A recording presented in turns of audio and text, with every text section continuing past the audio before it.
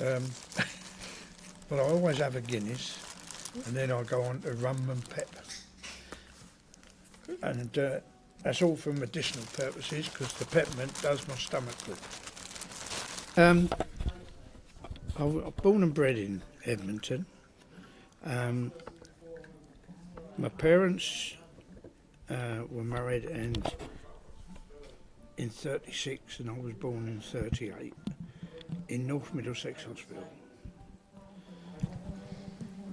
The first thing I remember anyone saying when I was old enough to understand what they were talking about was that when I was born, they made my mother cry because they held me up and said, "Oh, it looks like a rabbit." Now that's my first going back all that time. At that time, when my parents,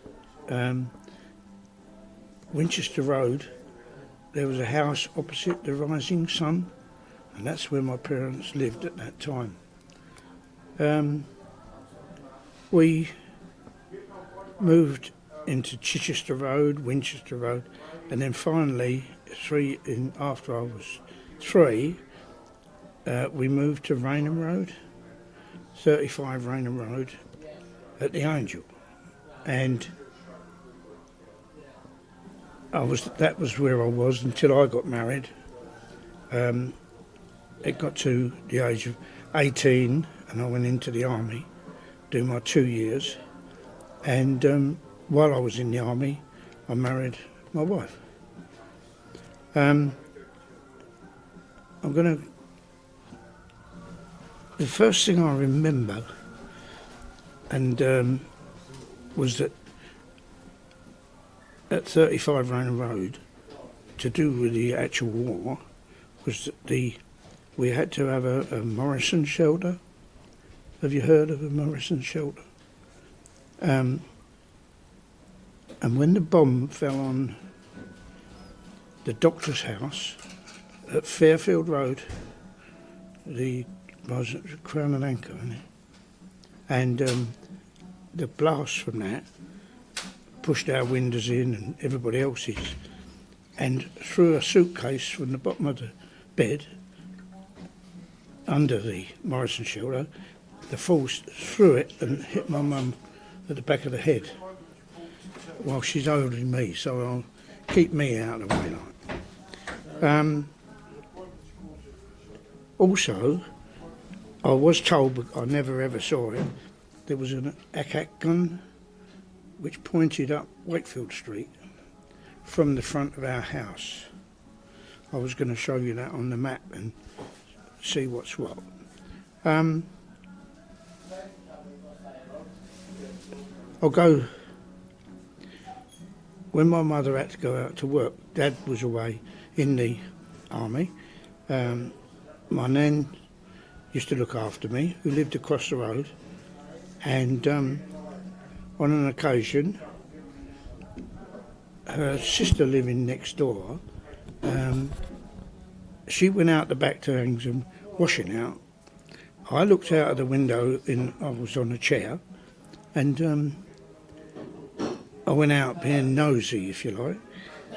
And as I ran round the edge of the table to run, to get out there, I tripped and I split all down my nose.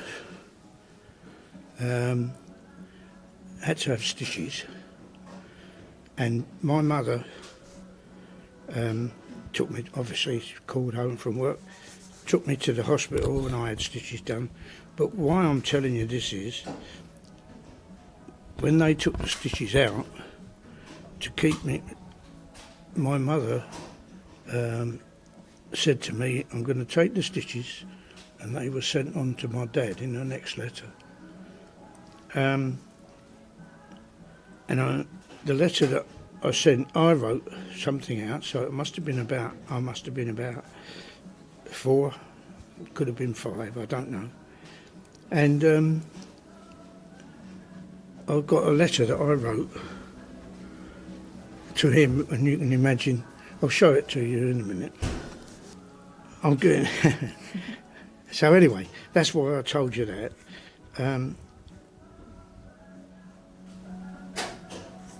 When I went to Raynham Road School, the caretaker there was a Mr. Reeves, and in them days they had to stoke the boiler to heat the school and everything. And what he got us to do, 3 or 4 of us every now and again would go into school early, and we'd go take in as big a potato as we could, and he used to put it underneath the furnace, and we'd have baked potatoes before we got into the school. It's just so, that's the sort of thing. Anyway, that was to do with that. And then later, when we used to go over to school and climb the railings, get in there, he'd chase us away. So, he done his job. During the bad blitz and everything, I didn't get evacuated.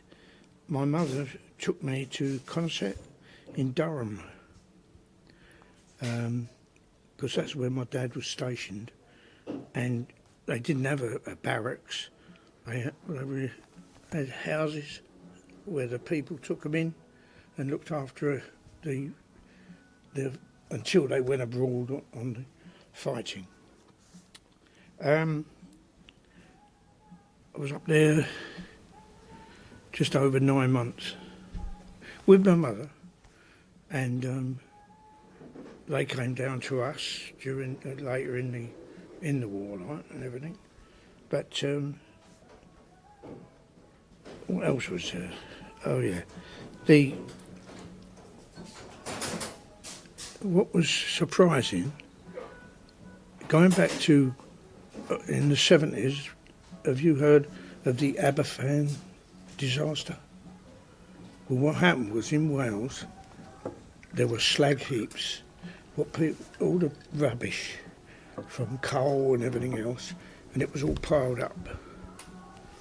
And what happened was in Aberfan, one of those, the water had got on it, and it covered the school, killed children in the school and everything else. Anyway, we used to go, and that was our playground. We used to climb up on these slag heaps, and we were only sort of 4, 5. It was fantastic when you think that we never had any accidents there, I know they go, sorry. Oh, the other, that bomb falling on the doctor's house at the Angel, I don't know when it happened, but a V1, the doodle buggers we called them, that fell on the Alcazar. Do you know anything about the Alcazar? Well, Murray Way, by the what's it? Well, that was the area that it was. It was a theatre.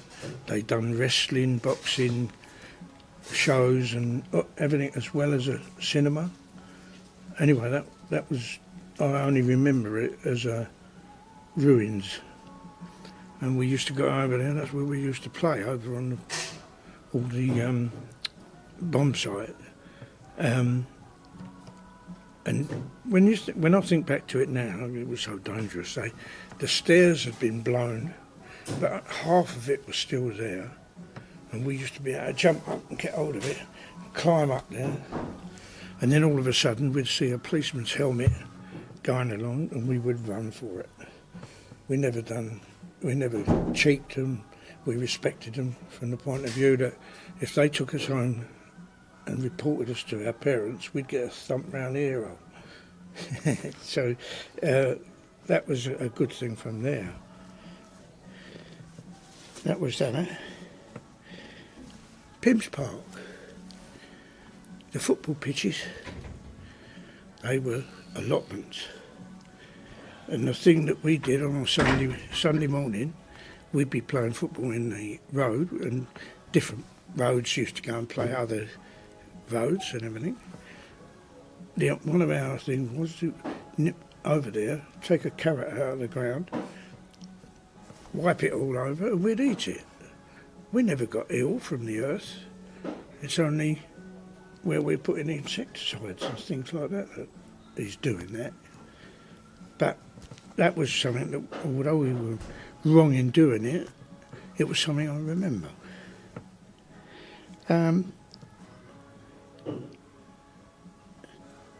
My Uncle Ern, which was my father's younger brother,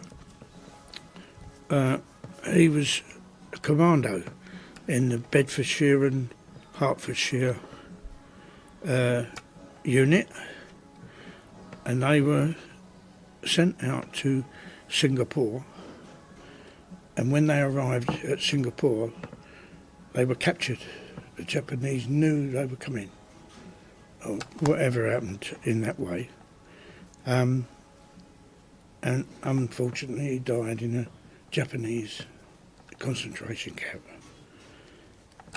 He's buried out there in the cemetery out there. He went to Latimer School, and I've got paperwork there to show you. I don't know whether you want to have a look at that, but anyway, they do a memorial book for all the people who died who went to the school. But I'll show you that in a minute. My Uncle Horace, which was my mother's youngest brother, he ran away at 16 and joined the Navy and lied that he was 18. And the little story with that was my nan had one of them little round clocks that used to stand, the little alarm clocks. And the only way it would work was if it was on its side. And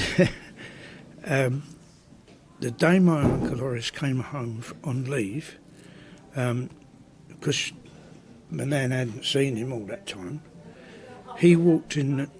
Nobody ever shut and locked their doors in them days. And he walked up the passage and came in the back room.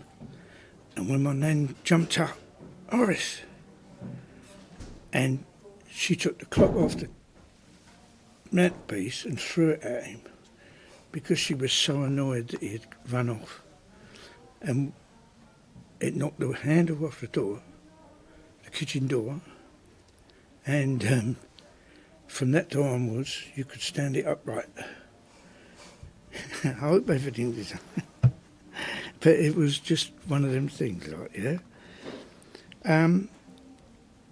Right near the end of the war, when I went up to concert earlier on, when I went up to concert, the reason that my mum brought me back to London was that she'd met a friend she knew in Edmonton, and this woman turned round and told my mum that a bomb had obliterated Trafalgar Place, which is in the north, N18 in Edmonton.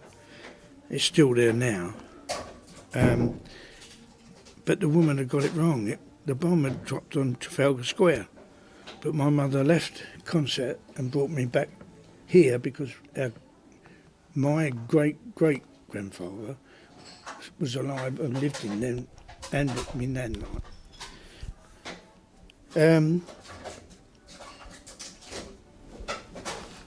And then, luckily for me, a young girl 2 doors away, a couple of years older, offered to take me over to the Regal Saturday Morning Club to join when I became of age.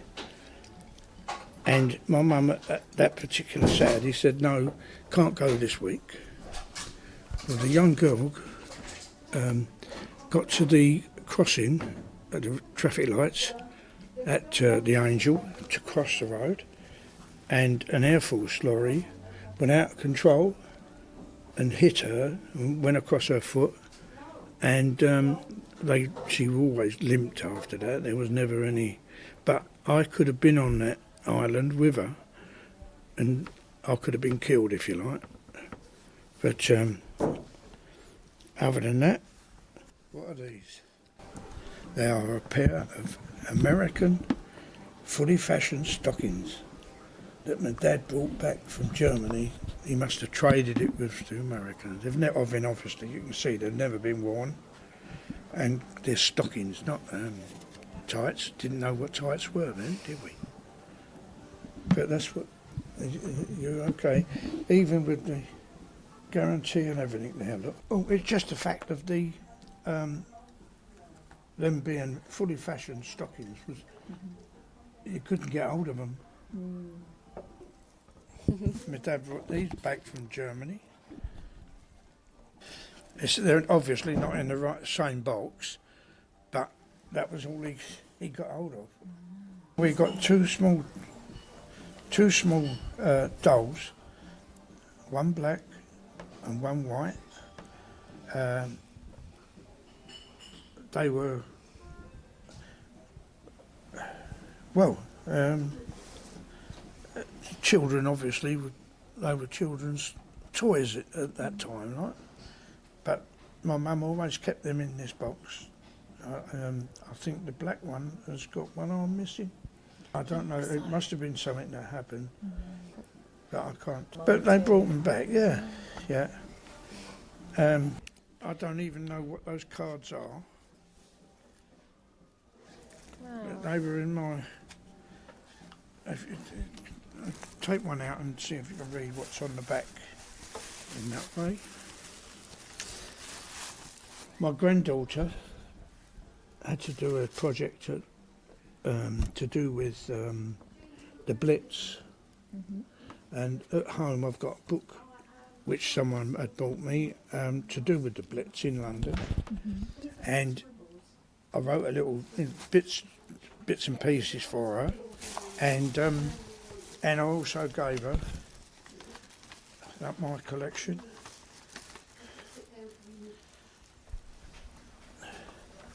They are all the coins that we used during the war. I brought the map of... I've got...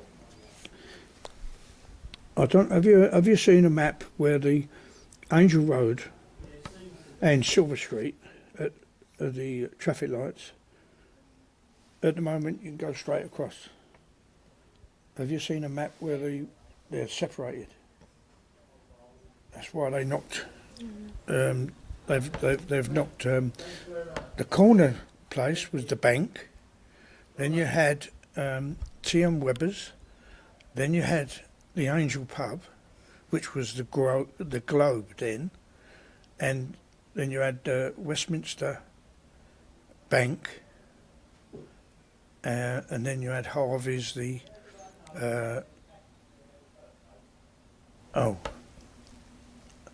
off licence is on the corner of Raynham Road. Anyway, what happened was they took away T.M. Webber's.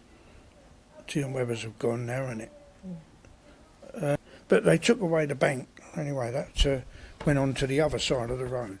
But as I say, Angel Road, that's why the Air Force lorry earlier on I was saying about ran over that young lady, because it had to come round the corner to turn across there, like, you know. But they straightened it all up. Just a reference to that is what was in. I don't know where to go here. That's what's written in the Latimer book. That's my Uncle Ern who passed away, who we're referring to there. And that's my father. And that's my grandmother's brother. He was in the Home Guard then. Although he's in uniform, that's the Home Guard uniform. My father was in the army, but he was home on so he's in civvies. But Uncle Ern, that must have been one of the last photos taken of him. Well, they were all obviously elderly people, as we see in Dad's army. They were a little bit more sensible, if you like. Not, you know, we wouldn't have had a Godfrey, someone who was incapable of doing certain things. He wanted to try to help, and that's why they sort of show it on there. That's the map of Enfield. Yeah, with the Home Guard, because you had the fire patrols as well. I don't know whether you know, but have you heard of the ARP Dart League? No? The ARP Dart League was started in 1936, before the war. So they must have known that something was going to happen. There was different patrols in different areas, and because there were 6 of them, they used to play a 6-man dart team in them days. And because one unit is on duty and the other one's not, or must have been more than that, one. Well, one of them was on duty, the other 5 groups would be playing darts. Well, they'd go and play darts on one night. That's all it boiled down to. Well, that ARP carried on, and I don't think it's still running now. I became secretary of that in 1991, I think it was. And I retired from doing that in 2004. But the air raid patrol were just making sure that if there was any fires anywhere, they would indicate to the relevant people to find out what they wanted to do.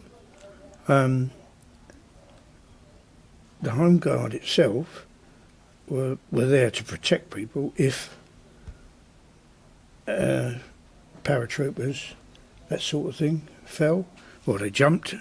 Other than that, I'm not really sure to do with what else they did, but because it was a little bit before me, like. Now this is something, I don't know, I doubt whether there's many of these around. It might be in the archives. It's a little bit awkward. Can you unfold that, because I can't see it properly? That's the letter that I sent to my father with the stitches in. My mum put it all in there. Can I read it? Yeah. It says, "Dear Daddy, I'm going to a tea party on Saturday. Hurry up and come home and try to bring a banana home with you. Love, Bill, to Dad." Couldn't get through. That's why, I don't know whether you've heard people say, "Oh, thanks for doing that, I'll buy you an orange Christmas." Because that was the treat, you know, to get a bit of fruit.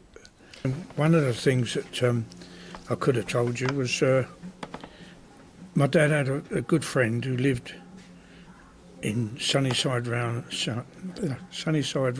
North, I think it was. And I always called him Uncle Stan, because it would be my dad's best friend. Aunt Rose was his wife. And they were on patrol in Germany. I think it was Germany or France. And a sergeant, they had to get across this field, and a sergeant ordered them all to go. They all went, but the sergeant stayed where he was. They got halfway across the field, and a hand grenade or whatever dropped right down at the side of my uncle, this Uncle Stan, and it blew the back of his calf muscle away, and then he had to have calipers and a false leg down there, like, because of that. They all got across, or near enough all got across, to attack the Germans. The sergeant stayed where he was, and an incendiary bomb, or whatever it was they sent across the field from the German side landed right next to him and killed him. If he'd have come across with the squad, he could have been alive. It was one of them things. With my Uncle Ern, he, my dad, his elder brother, sent a letter to their parents, Nan and Grandad. Now, that's the letter. Now, my dad sent this, and what it basically, you can read it, I don't mind, but it's too much there to read out all that in one go, right? But what happened was my dad gets to the end of the letter and he says to my Nan and Grandad, don't worry about Ernie. He'll get back and there won't be any trouble. My Nan received that on December. Was the date on there? I can't remember. The date is the 3rd of December, 1944. And Uncle Ern had already died in November in the Japanese camp. But anyway, that was, I thought it might be of interest. That's the rising sun in Winchester Road. Now this was a photo that my dad had in his paperwork. Yeah, don't worry, because you will get an answer. That photo of my Uncle Ern and Uncle Jack in uniform, that was the same day that was taken.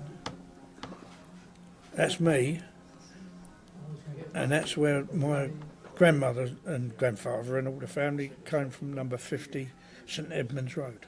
There's a writing on the back, I think, telling me that I'm 3 years old, I think. But that was my father, had his photo taken. See all the medals? My father never spoke about the war, I only picked up bits and pieces that were being said. That's how I knew about Uncle Stan losing the back of his leg. There's something to laugh at.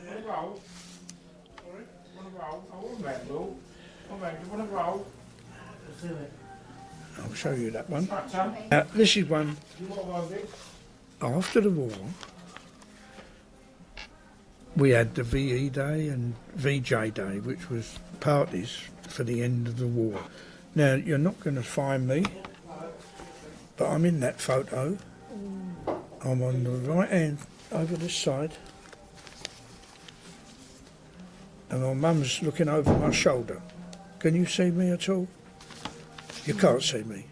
Well, I'm the one, and I won first prize in the fancy dress as the ballerina.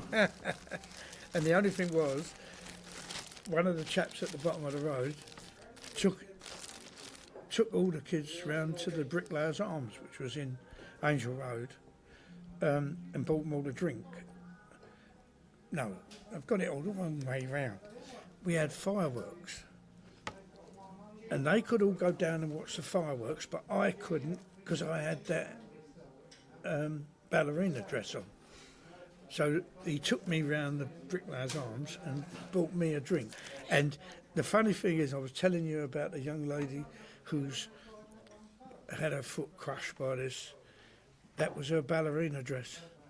She was 2 years older than me, so she'd grown out of it. But my mum gave me a wig with the little ringlets and everything. I couldn't get anything from my mum because she was the only one who could play the piano. And they'd bought a piano out and they'd put it up on a little staging in. Do you know the Rainham Road or Rainham? No, you don't. Well, the school, Rainham Road School, where it comes, the one end of it is on Rainham Road. The majority of it is on Rainham Avenue, and then Rainham Terrace is the other end. Well, at Rainham Road end, there's a barber's on the corner. I think it's still I'm not sure now. I haven't been down there for a long while, but it was always a barber's. And they kept plying her with drinks to keep her on the piano. I have got good memories. I mean, another little story. There was always 4 of us used to knock about when we were kids. 3 of them lived in Angel Road, but the other one was me. Like, I lived in Raynham Road, and we were always over the Alcazar. That's where we used to go. Well, of a night, my mum used to not let me go out, and what I had to do was I had to get a. They used to come round, lift the letterbox quietly, and I'd be sitting on the stairs at the bottom of the stairs, and when I'd see them there, and then I could get up, open the door. I'll see you later, Mum, and shut the door. Because by the time she got out there, she couldn't stop me going. But we used to go across the main roads and everything. Our kids in them days, but mind you, there wasn't the traffic, you see. Well, as I say, I live in Hertford now, you see. We moved 2006, so we moved 16 years ago. I lived in Park Lane, number 38, and Kitty and I lived there for 43 years in that one. We had the 4 children. Mind you, Roy was the only one who was born there. The other 3 were when we were in lodging, well, council, a council flat it became after. It was a private owned by Mrs. Lingwood. You know, Lingwood's the fish people. Mrs. Lingwood had 3 houses next to the United Services Club at Berry Street, Bounces Road rather. And those 3 houses, she lived in the M1 and we lived in one of the flats of the first house. And she used to always have a caravan, one of the old round diddy-coy, what we used to call diddy-coys. I don't know whether you know the term, you see. Terminology has changed so much, that's the thing. And because, as I say, I come out with all these sort of things about what I did. I said, well, during the war, sons, that's why they keep calling me Uncle Albert. But I was only little, I mean. Town Hall, you know the police station? Well, that used to be the big town hall. Do you remember, down there, have you seen the clock? That clock was the one that was on the town hall, the clock, right? Well, you went down there and you had the swimming baths and you had the communal bathrooms, like, you know. But because we didn't have a bathroom, that was it. Saturday morning, we'd go down there, 2 or 3 of us would go down there, whatever it was, I can't remember how much it cost, in 6pence or whatever, just to have a bath. I mean, the houses we had in Raynham Road, they were all outside toilets. Just surprising what they... I remember coming, I got up one night, wanted to go to the toilet. I've come downstairs, bear in mind I'm the only child. Mum and Dad was in one bedroom, I was in that bedroom. Stairs, come down the stairs, gone to the back door to open it, to go down to the toilet, and it felt like someone was pushing the door in. And I shouted, because my Dad come down and Mum come down. What happened was one of the hinges had broken on the door, our back door. No, because my Dad used to take me down to his sister's, his older sister in Galliard Road. As a kid, I was always down Galliard Road because my eldest aunt, she had 7 children, and her and her husband, they used to go to the Rising Sun, which I showed you, and my mum and Dad used to go down there. And I used to stay at Aunt Flo's at Galliard in 7-8 Road, right opposite the school, Galliard Road School. And they had a daughter who was a month younger than me. And I used to go down there and we'd play and go out with the ball and all that sort of thing. And then we had to be at the Rising Sun. In them days, 10 o'clock was closing time. I had to be there to go home with my mum and Dad. But we always used to get there late. So Mum and Dad had gone, and I used to go back home with Brenda and there was 5 daughters and 2 sons. And I was in between their ages. And the 3 of us used to sleep in the one double bed. 2014 was when I joined here, I think. Meeting the people in here. Vince, obviously, I mean, because he's the instigator of all the goings on. Well, no, he does everything he can. But there were 6 ladies when I joined. One of them was my Leslie, and Dawn, Pat, Kath, that was Dave Sperry's wife, she's not well, and Sylvie. I don't know what I would have done when I lost my wife, if, the friendship and everything else that I've received. That's why I come all the way in from Hertford now, because if it wasn't for them I wouldn't bother. I can get a bowls game in Hertford, but not like with the people here.